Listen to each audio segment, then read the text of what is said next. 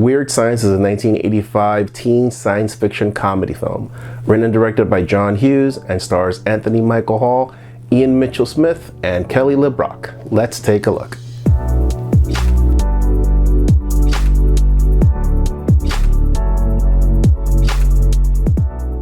Hey guys, thanks for coming to Cinema Bear. My name's Eric Ortiz. Today we're going to be doing Memory Lane Monday in celebration of the upcoming Lisa Frankenstein. We're going to look back at an older movie, Weird Science. Now in Weird Science we have two high school friends, Wyatt and Gary, who are desperate to have girlfriends. They're not necessarily losers, but they totally lack self-confidence.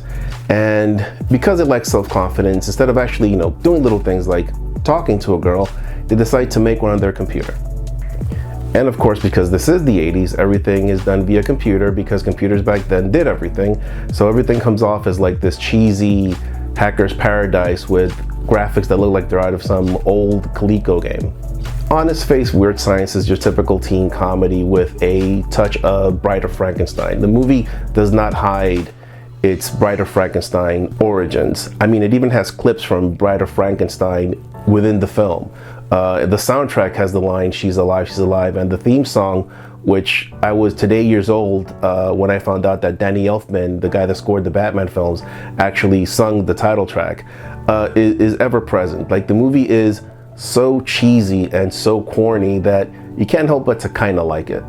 Production quality is pretty basic. This looks almost like a high-end made-for-TV film until this big moment happens. And even though the movie is nigh 40 years old, I don't want to spoil it, but when some of the VFX sequences do occur, they actually look better than I anticipated. I actually was kind of impressed with the production value that's on screen.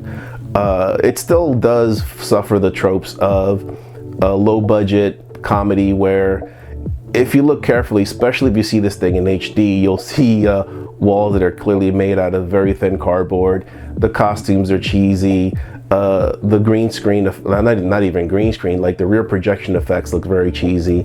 But overall, like, again, because this movie knows what it is and doesn't take itself too seriously, you can kind of forgive it. In terms of the acting performances, there's no real way around it. They're bad, they're basic. It's like they did one or two takes. The actors said their lines. Ilan Mitchell-Smith in particular, like, the delivery is just off.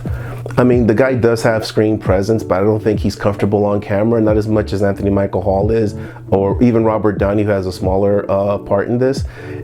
Realistically, the only actor that kind of really chews scenery and has fun is Bill Paxton.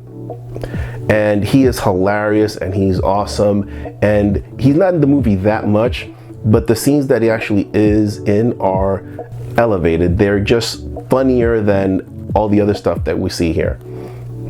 And again, being your typical teen comedy, the movie's not that long. It moves at a pretty quick pace. One thing that I was surprised seeing it now is that after this big moment happens in the story where the home gets invaded and the guys have to find the inner courage to protect their quote-unquote friends, the movie just kind of wraps things up really, really fast.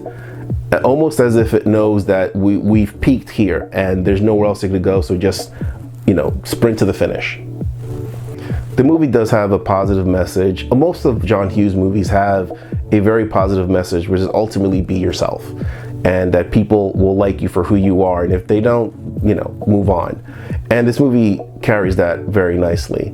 That said, there are some jokes and some moments here that will totally not go over very well, especially, now in 2024.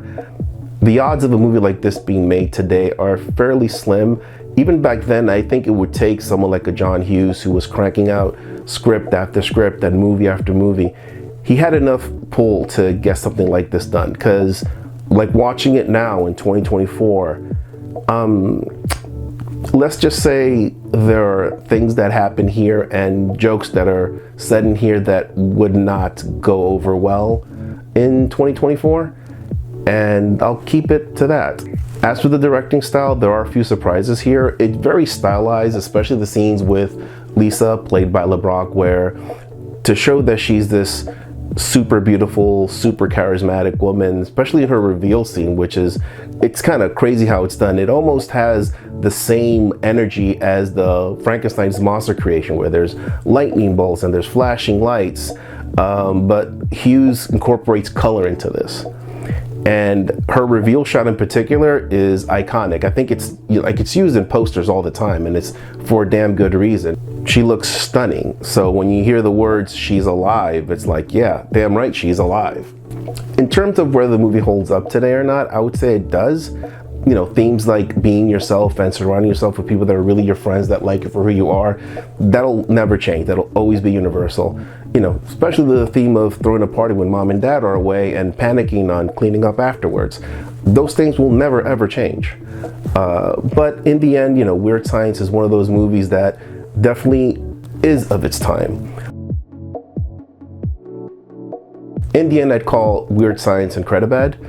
Enjoy it for what it is. It has its moments. It has its moments that still resonate today.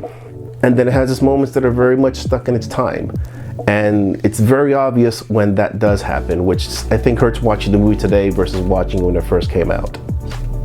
On a side note, it was a lot of fun seeing young Robert Downey Jr., here credited just as Robert Downey, working his way through this film. There's almost like an awkwardness to his performance. Like, I don't know if he really wants to be in this film, or if he was told by his agent that, hey, John Hughes is making a movie, you should be in it, because it doesn't feel like he's adding much to it. And you know, now modern day, he's the reason the MCU exists, so that's kind of cool. Well, that's my honest take on Weird Science. A decent movie, definitely a movie of its time, doesn't really hold up today, but entertaining nonetheless. Please tune in tomorrow. We'll be reviewing Lisa Frankenstein, directed by Zelda Williams, written by Diablo Cody, and starring Catherine Newton and Cole Sprouse.